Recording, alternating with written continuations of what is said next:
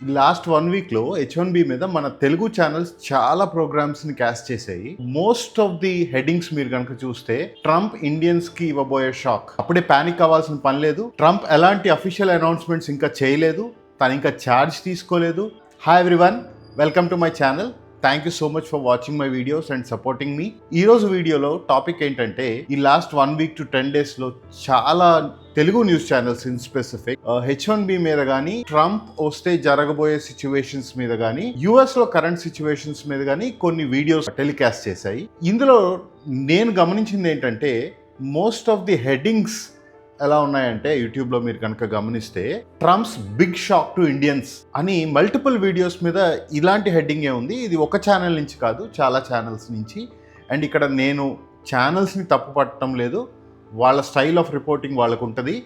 But నేను గమనించింది ఏంటంటే, నేను ఈ ప్రోగ్రామ్స్ అన్నీ కూడా నేను యూట్యూబ్లో వాచ్ చేయడం జరిగింది.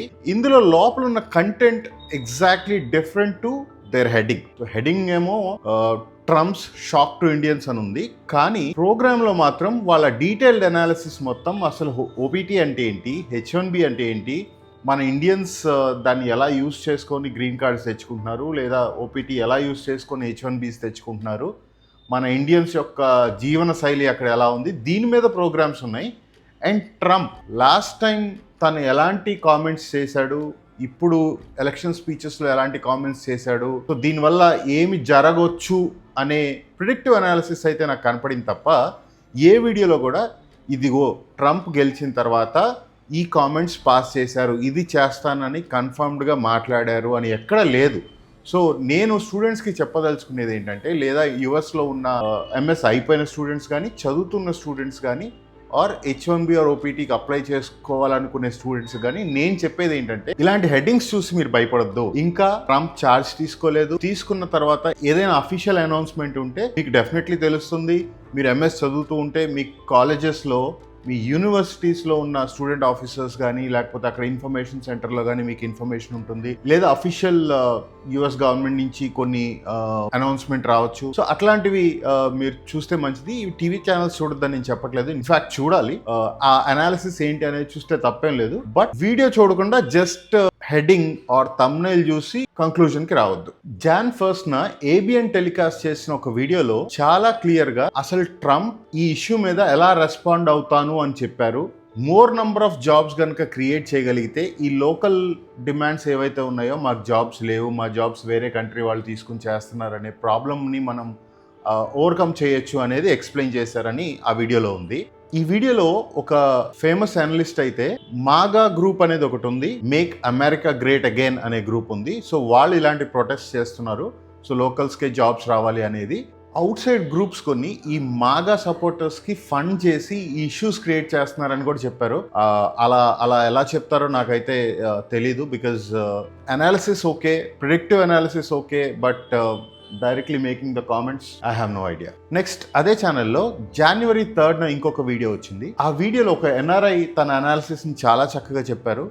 అసలు ఈ ఓపీటీస్ని మన ఇండియన్స్ ఎలా మిస్యూజ్ చేస్తున్నారు, ఆ మిస్యూజ్ చేయటం వల్ల ఇలాంటి ఇష్యూస్ ఎలా ఎరైజ్ అవుతున్నాయి అనే దాని గురించి ఎక్స్ప్లెయిన్ చేశారు. అట్ ద సేమ్ టైం ఈ టాప్ మోస్ట్ ఎంఎన్సీ కంపెనీస్ కానీ, top most product based companies కానీ, ఇలాంటి వీసా బేస్డ్ డెసిషన్స్ని ఎలా ఇన్ఫ్లుయెన్స్ చేస్తాయి, గవర్నమెంట్ మీద వాళ్ళ ఇన్ఫ్లుయెన్స్ ఎలా ఉంటుంది అనే దాని గురించి కూడా ఎక్స్ప్లెయిన్ చేశారు.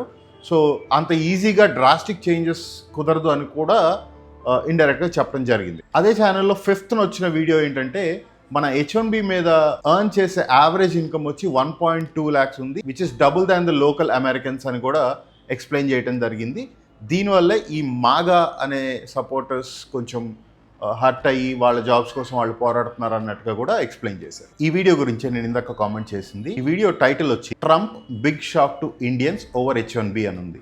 సో ఇక్కడ ట్రంప్ అయితే ఎక్కడ కామెంట్స్ పాస్ చేయలేదు, ఇన్ఫాక్ట్ ఆ వీడియోలో కూడా పాస్ చేసినట్టు ఏం చెప్పలేదు. నెక్స్ట్ బిగ్ టీవీ అనే ఛానల్లో కూడా January 3rd ఒక వీడియో చేశారు. దీని టైటిల్ కూడా Donald Trump's big shock to Indians అని అయితే పెట్టారు. కానీ లోపల కంటెంట్ కనుక మీరు చూస్తే, మాగా డిమాండ్స్ ఎలా ఉన్నాయి, స్టూడెంట్స్ ఫ్యూచర్ ఎలా ఉండబోతుంది అనే దాని గురించి మాట్లాడారు. అలానే మహా న్యూస్ ఛానల్లో కూడా 3rd January ఒక వీడియో వచ్చింది. దాని హెడ్డింగ్ కూడా అమెరికాలో ఉద్యోగం చేయాలనుకున్న ఇండియన్స్కి ట్రంప్ షాక్ అని టైటిల్ ఉంది. బట్ దాని కంటెంట్ కనుక మీరు ఆ వీడియో ప్లే చేసి చూస్తే, అసలు ఈ ప్యానిక్ రావడానికి కారణం ట్రంప్ ఇంతకుముందు టర్మ్లో చేసిన కొన్ని కామెంట్స్ అవ్వచ్చు, ఈ ఎలక్షన్ ప్రచారంలో కొన్ని తను వాడిన కామెంట్స్ అవ్వచ్చు. సో ఎలక్షన్లో ఆబ్వియస్లీ ఇలాంటి కామెంట్స్ చాలా పాస్ చేస్తారు, బట్ రియాలిటీ కొంచెం డిఫరెంట్గా ఉంటుంది అని ఎక్స్ప్లెయిన్ చేశారు. అలాగే ఇదే వీడియోలో ఒక అనలిస్ట్ లీగల్గా కనుక మీరు అన్ని రూల్స్ ఫాలో అయితే ఎవరు వచ్చినా కూడా మీకు అంత పెద్ద ఎఫెక్ట్ అయితే ఉండదని కూడా ఎక్స్ప్లెయిన్ చేయడం జరిగింది. సో ఇప్పుడు నేను చెప్పినట్టుగా వీడియో టైటిల్స్ కొంచెం భయపెట్టేలా ఉన్నాయి, కానీ లోపల కంటెంట్ మాత్రం కంప్లీట్లీ డిఫరెంట్గా ఉంది. Which is their style of reporting అనొచ్చు, లేదా చాలా యూట్యూబ్ ఛానల్స్ ఈ మధ్యన అట్లా చేస్తూ ఉంటాయి. బయట థంబ్నెయిల్లో ఆర్ హెడ్డింగ్లో ఒక ఇన్ఫర్మేషన్ చాలా అంటే చూడగానే భయపడేలాగా, లేదా ప్యానిక్ అయ్యేలాగా, లేదా ఇంట్రెస్టింగ్గా వీడియో ప్లే చేసేలాగా ఉంటుంది. బట్ లోపల it is a little different. So ఆ స్టైల్ గురించి నేను కామెంట్ చేయట్లేదు, కానీ ఎవరైతే ప్యానిక్ అయ్యే స్టూడెంట్స్ కానీ అప్లికెంట్స్ కానీ ఉన్నారో అప్పుడే ప్యానిక్ అవ్వాల్సిన అవసరం లేదు. ట్రంప్ ఇంకా ఛార్జ్ తీసుకోలేదు, ఎట్లాంటి కామెంట్స్ కూడా గెలిచిన తర్వాత చేయలేదు. So always wait for the official statements from the authorities. ఇంకొకటి ఏంటంటే యుఎస్లో ఈ H1B లేదా ఓపీటీ తీసేస్తారు, ఇట్లాంటి న్యూస్ ఏదైతే మీరు వింటూ ఉన్నారో లేదా చదువుతూ ఉన్నారో, ఇలాంటి మేజర్ చేంజ్ ఏది చేయాలన్నా కూడా ఒక ఎగ్జిక్యూటివ్ ఆర్డర్తో సరిపోదు. ఇలాంటి major changes minimum 1 year to 3 years అయితే పడుతుంది. ఆల్రెడీ ఈ ట్రంప్ గెలవటం వల్ల స్టూడెంట్స్ ఎందుకు ప్యానిక్ అవ్వకూడదు, ప్రాపర్గా ప్లాన్ చేసుకోవాలి అనే దాని మీద నేను ఒక వీడియో చేశాను. నేను రీఇటరేట్ చేసేది ఏంటంటే, భయపడద్దు. ట్రంప్ వచ్చిన తర్వాత తను అఫీషియల్ అనౌన్స్మెంట్స్ తర్వాత అప్పుడు దాని గురించి అనలైజ్ చేయొచ్చు. సో ఇట్లాంటి చేంజెస్ ఇంతకుముందు ఎప్పుడు జరగలేదా అంటే ఎప్పుడు జరుగుతూనే ఉంటాయి ఇట్లాంటివి. ఈవెన్ లాస్ట్ ట్రంప్ అడ్మినిస్ట్రేషన్లో కూడా కొన్ని జరిగినాయి. సో ప్రతిసారి ఎలాంటి చేంజ్ వచ్చినా కూడా దానికి ఎలా ఓవర్కమ్ చేయొచ్చు, మన కెరియర్ని స్పాయిల్ అవ్వకుండా లేకపోతే ఇంకెలా ప్లాన్ చేసుకోవచ్చు అని దాని గురించి దారులు కూడా ఉంటాయి. సో ప్యానిక్ అవ్వాల్సిన అవసరం లేదు. ఆల్రెడీ అక్కడికి వెళ్ళిన వాళ్ళు మీరు కాన్సన్ట్రేట్ చేయాల్సింది ఏంటంటే మీ ఎడ్యుకేషన్ కంప్లీట్ చేయండి, స్కిల్ డెవలప్ చేసుకోండి, మీ కెరియర్ డెవలప్మెంట్ మీద కాన్సన్ట్రేట్ చేయండి. ఎందుకంటే ఇక్కడ ఒక ట్రంప్ కానీ లేకపోతే ఇంకొకళ్ళు వస్తే మీ కెరియర్స్ ఎఫెక్ట్ అయ్యే స్టేజ్లో మీరు ఉండకూడదు. I know there are certain situations definitely కొంచెం ఇబ్బందిగా ఉంటాయి. మీ ట్రంప్ వచ్చాడు కాబట్టి మీకు ఏం జరగదు, అందరూ తప్పు చెప్తున్నారు, మీకు చాలా ఈజీగా ఉంటుందని నేనైతే చెప్పట్లేదు. కానీ ట్రంప్ వచ్చి ఎలాంటి డెసిషన్ తీసుకున్నా అది మీకు నెగిటివ్గా ఉన్నా, ఇండియన్ స్టూడెంట్స్కి అది ఇబ్బందికరంగా ఉన్నా, మన వాళ్ళు ప్రతి ప్రాబ్లంకి ఒక సొల్యూషన్ అయితే ఖచ్చితంగా వెతుకుతారు.